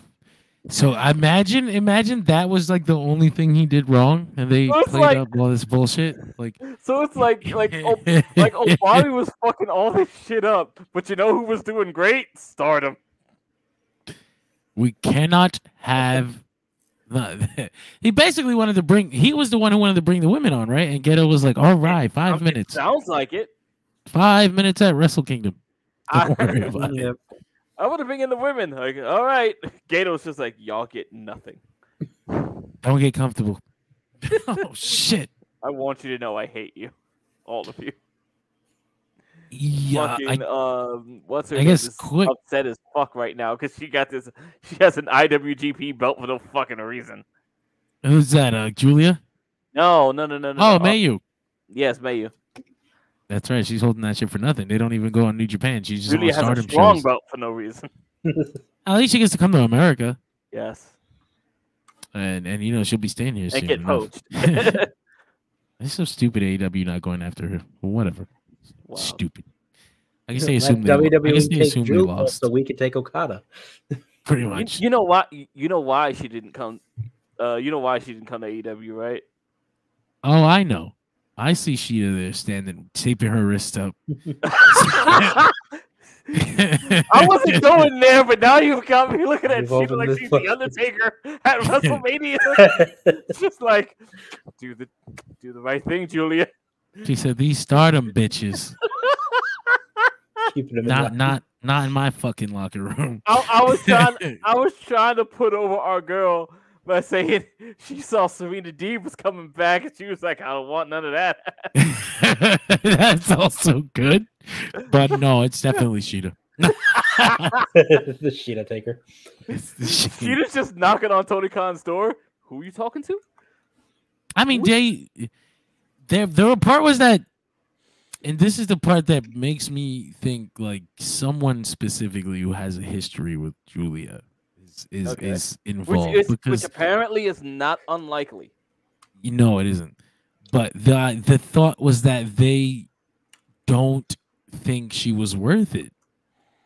And I'm just like, how could that be?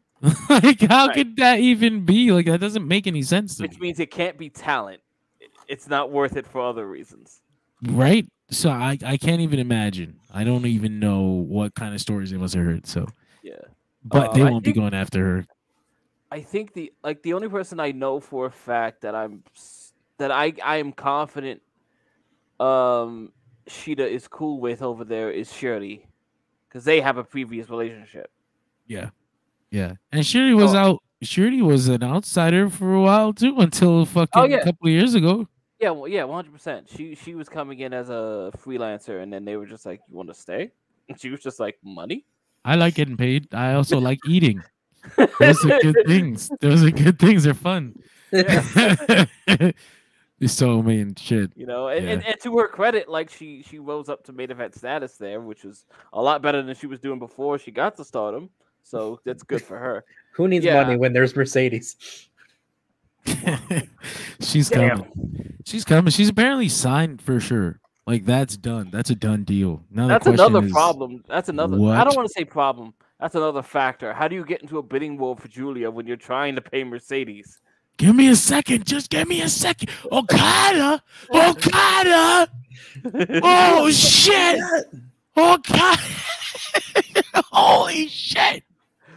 Personally, if I'm back there, I'm like, yo, we need to keep this shit quiet as fuck.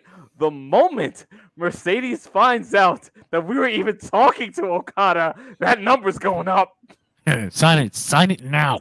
Wait, sign it. Very blue, now. Blowing up my phone. This is my last. I'm ignoring the phone. This is your last offer. Please sign it right now. I'm such a huge fan. You know that, right? Please. God damn it, please. Want to ride in my private jet? Want to go to a Jags game? Oh, God. Why don't you put these earmuffs on, put your phone in airplane mode, and take a second to think. You mean front row Jags? Get on my jet, take a 4 to 8 hour flight. Don't pay attention to the world outside of that plane and sign those papers. Thank you. Over here asking for Okada money. You like single piece bumpers?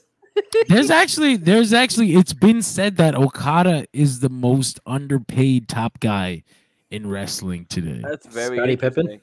That's really sad to me. It's partly because of the Japanese economy, but also just part probably goes into what he was saying about not being respected. The yen conversion the other day. Yeah, it's rough. Mm-hmm. Man, that's us, man. That's pro wrestling this week. I'll be at the Royal Rumble this weekend, as I said. I'll be down there with a couple of the hosts. Eduardo is going to be down there. Danny Ocean is going to be down there. Sam Schluter, the straight shooter, is going to be down there. There's a couple other people going to be down there, but I know I'm going to be there. And I will see you guys. I got 2 Royal Rumble questions for you. Yeah. One, if he were to show up, would it be as bad as Cena or worse?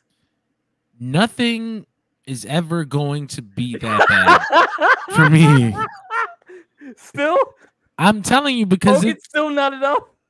No, because I tell you, the John Cena 2008 Royal Rumble surprise moment, it was for every ounce of excitement that somebody else might have got from that, full on excitement that they got. Oh my God, I can't believe this. It was literally the opposite for me, because it was also a surprise. Way, if you're not clear, it was like getting shot. You know, like it was like that kind of surprise. Like, oh, I didn't notice I got hit. I got hit. They got me. John Cena's here. John Cena's here. Why? John Cena was supposed to be gone. Like, this was guaranteed. Who was in the ring? I feel like who were the final 4 in the ring? Cody, Carlito. Like, was Taker still there, Nick? I think so. By that point, I don't know. He might have got eliminated. Are you looking it up now? I know that absolutely. I know that the final. I know that I think I remember being really pleased with the final 4. I mostly feel like I remember it was Hunter. You know what? I absolutely remember that Jimmy Wang Yang and Shannon Moore won a Royal Rumble qualifier, and then they weren't in the match. That's funny. Well, I wonder why. My man, Jimmy Wang Yang over. He didn't deserve that. We know whose spot. You know who he gave his spot to. Fucking guy comes out, man, and it was literally an anti-surprise. Like, it sucked the air out of my soul. Like, this is horrible. This is the worst possible fucking scenario. All right, so remember, Triple H cleans house, eliminates Cody, Big Daddy V, Mick Foley, Elijah Burke. Okay. Then Cena comes out, eliminates Carlito, Chavo, and Mark Henry. That's who was in the fucking ring. It was Carlito, it was Triple H, it was Mark Henry, it was Chavo. And I remember thinking, this is great. Look at this. None of these guys have ever seen WrestleMania's main event. This is going to be beep, beep, fuck you, fuck you, fuck you, fuck you, fuck you. Fuck you. Doesn't Hunter get attitude adjusted out? Immediately. So remember, Mr. Kennedy and Umaga get eliminated. So final 4 is Kane, Batista, Triple H, and Cena. Kill you. That was bad times. And then he wins. I am every year I am looking for something in the Royal Rumble to be worse than the Johnson. There can never be, because it was so unseen. Like, I didn't see that coming. I was so pleased. Like, I was living a happy life. I thought Hogan in 2024 might get there. 2024 Hogan would be interesting. It'll be one of those moments where it's like, what? And then it's like, oh, really? I just laugh. That would make me laugh really hard, because that would. Okay. That would make me laugh, because I can't believe the audacity. And I want to see him I want to see him walk with his broken shitter fucking replaced hips and get in that ring and do shit. Like, I want to see. John wants to see the 2K clip come to life, where he just gets mauled by all the black dudes. Stomp his ass in the corner. Yes. No, they don't have the balls. Like, it's imagine the world where Hogan comes out number 30, the last guys accidentally fall out, and Hogan wins it. Holy shit. No. He comes out the next night and gives it up. Hulk Hogan. Hogan must pose, brother. It works for him. I just want to say thank you all for believing in me, and I'm proud to have won the Royal Rumble and be the oldest Royal Rumble winner in history. But I will be vacating this tonight. Man. God damn it! I'm holding this podcast up. Speaking of vacate, we didn't bring that part up. That made me laugh. Did you see the vacating thing of Okada? Yeah, that was just like another. Another notch. Another piece of evidence that he probably didn't want to do that. He didn't want to do jobs. So Nick, if you didn't know this, Okada, Tanahashi, and who else? Ishii have had the never openweight 6-man titles. They had a match at TMDK, won the match, and then Okada vacated the belts. So there was a clip I saw on Twitter. This is one thing I was laughing. Ishii get fucking pinned. And the best part about it was the clip is just like, I heard that someone needs a replacement, brother. Brown, it's Hogan walking in. I like the TNA Hogan meme. It's like, hey, Okada, could you please? You think you could do a job? And it's like, no. Fuck. Yeah. It's been a week. It's been fun. And now we got the Royal Rumble ahead of us, so we'll have the WrestleMania picture clear, and it's gonna be funny as shit. It's like the Rock. The boys. The Rock showed up. John, I need a picture of you pointing at the sign.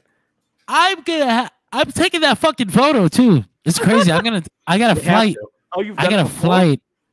No, I've never been in the Royal Rumble. Oh, okay. This is my first Rumble. I was not at the 2008 Rumble. Oh, okay. I was home, very pleased. Were you at Survivor Series? No, Survivor Series 2011 weekend is the infamous CM Punk incident. He was doing a free signing outside of Madison Square Garden right before he won the title. Yeah. So let me tell you guys what happened. Ladies and gentlemen, no time for sleep. November 26th, 2011. My CM Punk story. I was so pleased with myself to meet CM Punk. I got to that fucking arena at 6 a.m. and I stood there until 8, and they gave out bracelets, and I went home and I came back at 12, and I was so pleased. I'm not going to tell this whole story because there's more, but yes, it was then. It was that weekend, Survivor Series 2011. Fuck CM Punk. I'm trying. This is gonna be. I'm trying to remember. I know you were at one of those MSG pay-per-views. I think it was Big Four. I was gonna say, wasn't Tarek at Rumble 08? He was, and what's his name? Isaiah was at. He's gone to a lot of the New York shows. He's at like WrestleMania 20. He's consistently at those MSG shows. Lucky motherfucker. Why weren't you at WrestleMania 20, Greg? Where the fuck were you at? Broke. You motherfucker. Understandable. I made it to 29. Stop being relatable. I did too. I was at 29. 29 was my first WrestleMania. 29. Hey! 29 was my first WWE show, period. It was like my first ever. I was like, this is great. I get to buy my own shit now. I'm an adult. Yeah. I was not at 35, though. I was at 22. I was at 25. I was at 29, 33, 35. And I wanted to do 40. I was going to do 40, but it didn't work out. So now I'll be at the Rumble. I'm going to look at 40 again, but I don't think the money's going to work out. It's gotten more and more expensive. How has it? It's not getting cheaper. Good, great. It's not getting cheaper. But you know what? I got to see CM Punk versus Dominic Mysterio. Oh, God, that's right. Well, lucky you. You got to see CM Punk wrestle in his HBK Madison Square Garden tights. I mean, that's shit. That's us, though. We'll see you guys next week. Or I guess we should plug. We're supposed to do plugs. We have plugs. Whee! Hey, there's one of the plugs. Make sure if you go to monq.com, monk.com, make sure that your purchase will be 10% off when you use promo code DSR10. That's DSR10 for 10% off. Go use it. Yeah. Use it. You know you want to. Do it now. And you know what else you want to do? You want to binge some true crime. I've forced people to use that code. You want to binge true crime. You want to see how this happened. I'm going crazy. I'm tired. So Cold Case Project, my brother Tony runs it. It's a channel that focuses on all kinds of disappearances, murders, and other cold cases. There's a lot of binge-worthy stuff on there, like 2-hour videos right now up there. 3 hours ago, actually, Nevada missing person mysteries have just gone up. So go check that out. Make sure you leave a like, share, and subscribe. Again, enjoy that true crime, and make sure if you're getting too spooked, get a little something to take the edge off. Monk.com. Yeah. I thought you were going to sell him drugs. No. And for anyone wondering, monk.com is aromatherapy personal diffusers. Yes. That's good stuff. That's the good stuff. That's one of the cold case subjects right there. We need to name him. What should we name him? I like David. I don't know why. David. He used to be a David. I don't. Oh, that's DSR David Skull Radio. All right. I mean, shit. Make sure you catch Major Issues. They'll be on tomorrow. I'll be with George. I got a flight in a few hours. I got to finish packing after this, and then I got to shave. Fucking bullshit. Yeah. Let's shave on the air, all of us. Shave. You can't go to a new state without a fresh haircut. You have to. You might see like a very, very pretty flight attendant, and she might. I feel like that point in your life is gone. I'm not ugly. Fuck you. That's not what I meant. Well, I mean, I didn't say I was gonna fall in love back, but I appreciate being pined after. John just wants to change some woman's life and leave her with this unrequited sense of loss for the rest of her. I'm sorry.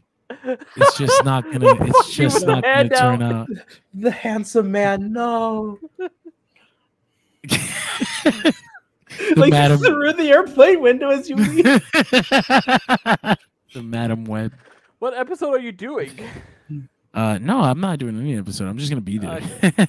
I don't know what's happening, man. Yeah. So we're flying down to Florida, and I am going to be with Major Issues host and creator George Serrano and a couple of other guys. It's gonna be like 5 of us. We are going to be like men. We're like, man, we're manly men. We're gonna eat barbecue and shit, and then we're gonna go to the Royal Rumble. Yeah. It's gonna be great. We invited Greg. He couldn't come. Working life, bro. Fuck you and your job. Yo, you need to go fucking y'all need to go to that Hulk Hogan shop. I don't give a shit. I didn't take a picture with him. You can trash it if you want, but I need y'all to go to that Hulk Hogan store. I'm gonna hug him, brother. Just set it aside just for the beach shop. What the fuck is that? I don't know, man. I panicked. This is the only thing I could think to do. John's just gonna find a way to strike up a 25-minute conversation with Brooke. Not do anything, but just leave Hulk with the notion that he could have. I just want you to know that I promise you her underwear is in a different state than it was when I got here. Oh, goodbye, Mr. Hogan. Please. I think that's a great place to end. Please live with that, Mr. Hogan. I don't think you're doing better than that. Yeah, go check out the Duff and Bob podcast. Go check out Major Issues. Go check out Major Previews. And, Countdown to Infinity, Countdown to... Fuck, I don't remember the other ones. I'm also tired. Countdown to David. David. This is David Sheet Radio, and we'll see you guys next week. Bye.